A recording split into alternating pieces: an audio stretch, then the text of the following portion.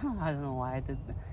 Hello, everyone. My name is Ian, and welcome back to A Year and a Day. This is day number 5, and the reason why this one is happening at such an odd hour is because I was busy today with my job. I have a job now, ladies and gentlemen, that is part 1 of a mini-step process done.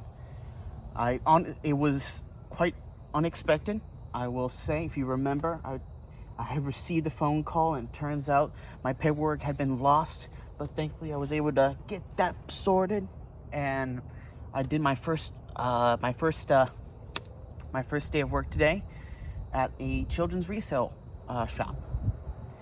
It was quite chillax, mostly because the store wasn't technically open yet. So it was a lot of taking inventory, putting in sort of the different clothing items or kids items. We haven't gotten to the other kids items yet, but the clothing items, really. Putting them into the system and then getting let out an hour early because the system wasn't fully set up yet. It's very nice. I worked with the manager. I worked with a new co-worker who I will not be saying in this episode because this is about me, only me. You do not need to know about anybody else but me, if I may be so self-absorbed. Anyway, it was pretty nice. I had to sit.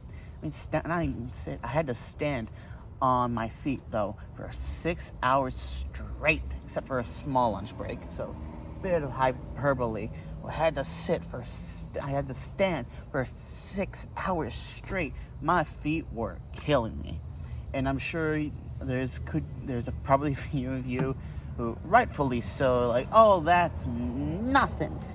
Back in my day, I had to stand for 24 hours while getting scalded alive and dealing with dangerous chemicals.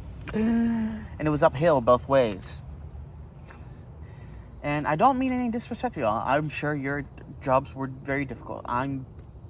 This isn't really on the totem pole on the difficulty of jobs. This is pretty low down on that list. But it was still an effort.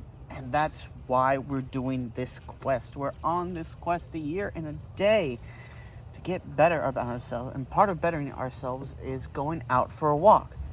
So I've been going for a walk in different places. One in my neighborhood, 2 at my local city mall. Because turns out being able to turns out they actually have a little sign posted that dictates, hey, if you do this many laps around the mall, you do this many miles. Ratio's about the ratio, I believe, is 3 laps per 2 miles. Or it might be 2 miles per 3 laps. Wait, no. Yes. No, I just said the same thing, but opposite. Scratch that. Reverse it. It's 3 laps for 2 miles, or 3 miles for 2 laps. Maybe. It doesn't matter. I'm getting my exercise in, and that's what's important. Of course, walking is only one thing that I can do. There's also a bunch of other exercises that I'll probably end up start doing, because I'll be honest with you, I'm chubby, I'm fat, I'm probably 50 pounds, 60 at this point, who knows, 60 pounds overweight. I am clinically, I think, if we sports and the internet is to be if we fit and the internet is to be trusted even a little bit, I am obese. I am obese. Oh gosh. I hope I didn't just come up with a terrible nickname for myself. Let's not follow that tangent. Anyway, so I'm going to be focusing on doing push-ups, doing pull-ups, that sort of thing, and just trying to regain the strength that I had when I was a little youngin' of 10 years old. So, quite literally 13 years ago, 12 years ago. Because if you might not know, I used to be quite the sportsman, like every kid, really. But I did taekwondo, I did soccer, I was in, I tried out for basketball. I don't think I got into basketball. So it was soccer, taekwondo, and baseball that I did. Okay, that's also a lie. I did t-ball, so it doesn't really count. Soccer and taekwondo, those are the two big ones I used to do. Taekwondo, really, that's where I first discovered my anger issues. So, and also with how much we moved around, I ended up just dropping it. Which, it's a bit of a shame, but I mean, but, I could probably go back, but that costs money, and I don't really have that right now. So it's, using the resources that you do have. I've got this jungle gym here located in my neighborhood, and that has a bunch of things to hang off from and do some exercises in. And there's also plenty of stuff at the park, plenty of stuff at probably a local gym that might be cheaper than to do taekwondo for, or soccer for, And heck, just getting better at walking and then upgrading up to running, that will dramatically increase my cardio, my leg muscles, my endurance, and for the fellas, you know how important endurance is. If you're running away from a dangerous situation, you gotta be able to run faster than your fellow man. Anyway, a bit of a dour joke, but I wasn't gonna make a different one because of reasons. Anyway, I mean, I could make.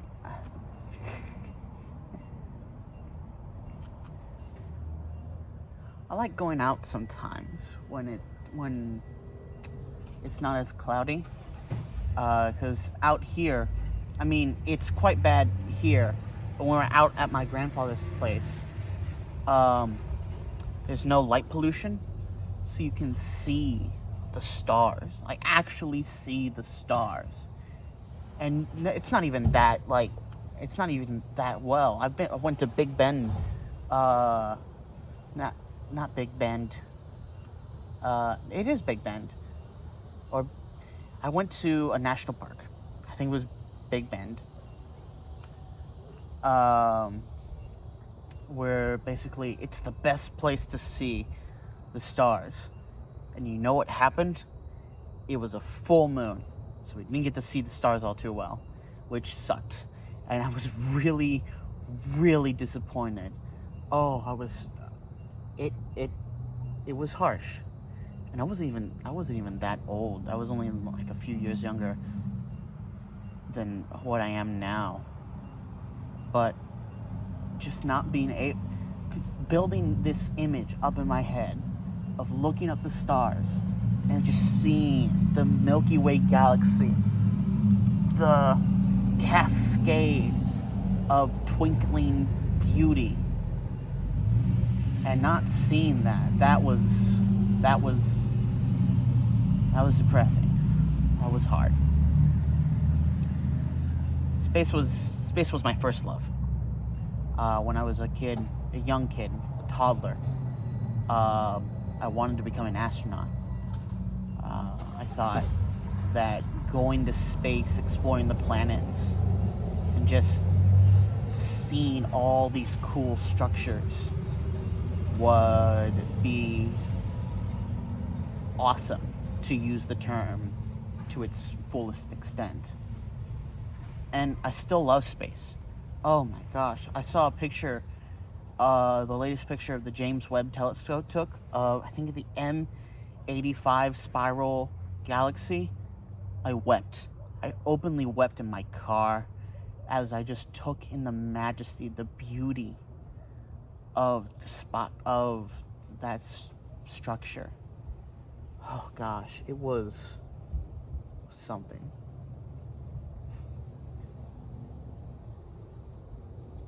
I don't think I'd ever want to try try and make the trip to Mars, though. I'll be honest. I'm very happy being here on Earth. It's nice, it's stable. It'd be nice to visit the moon. That'd be pretty cool, because that doesn't take long. Mars takes long. And that kind of loneliness gets to you. But just being able to maybe get like that overview effect that the astronauts always talk about, just get shown how utterly small we all are in the grand scheme. Like here, I'm literally, with the way the camera is angled, I'm towering over you. But any other way, I could just small looking up. I mean, even now, the trees going over me, the big dark blue sky, just all encompassing. It was gonna rain sometime as well over there. It might have already happened. Who knows? But it's a lot to fully take in everything about the world that you live in, from the neighborhood to the city to the state to the country to the continent to the globe.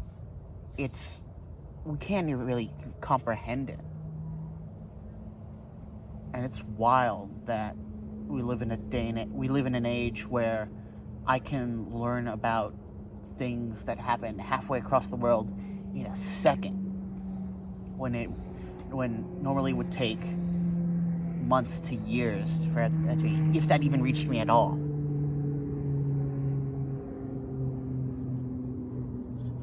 It's terrifying to have so much information, but it's so thrilling as well, you know?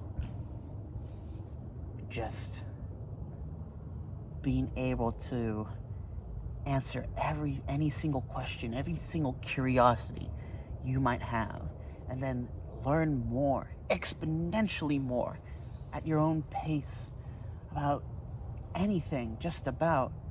It's awesome. I think my latest deep dive was into the history of color. There's the different color models and how color evolved from black and white to red to yellow to green to blue to purple to all the other ones in language, because you just had to start out with separating light from dark, from warm to cool. And as we developed, we ended up getting more and more specifications.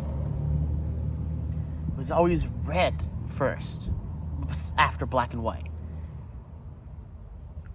I think because, one, I think the theory is it's red dirt. Dirt's everywhere. It's literally the name of the planet. Earth, dirt, earth.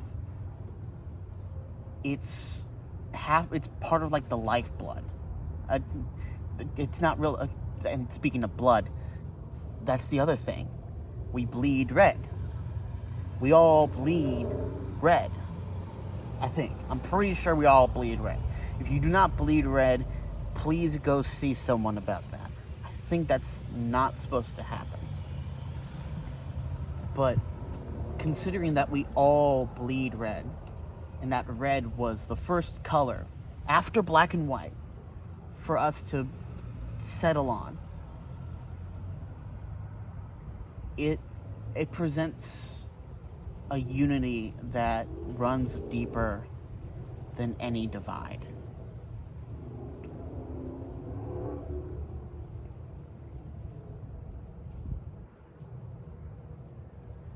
It gets very cool at night.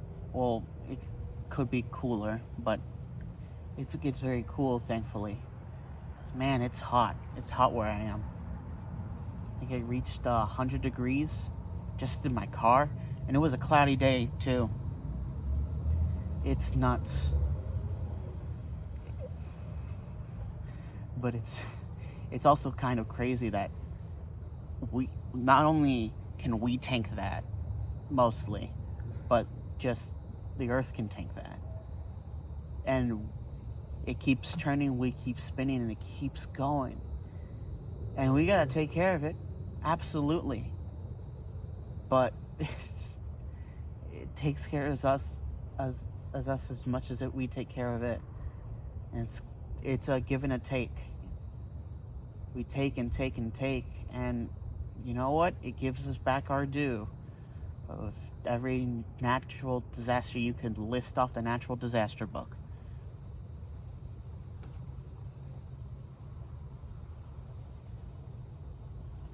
Glad you came out with me for this one. I wasn't really planning on doing a night one of these, but I think I wanted to, but I wasn't planning on doing one so early. But doing a night one, it gives a different vibe, I feel. It allows for more quiet contemplations, no more hectic car rides. Just enjoying the sounds of man, machine, and Mother Nature all smashed together in singing 3 different solos at once, entwining together into this imperfectly beautiful harmony.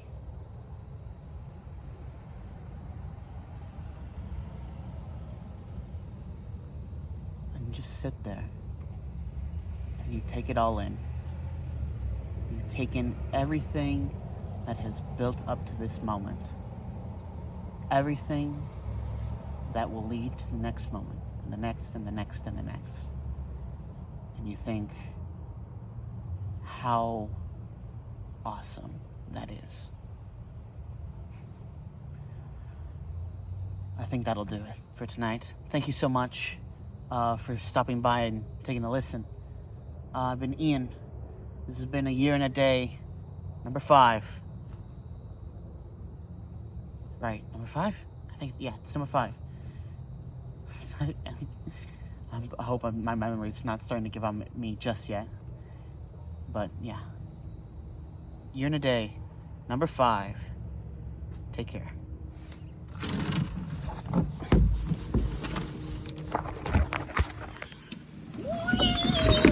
Oh, shoot.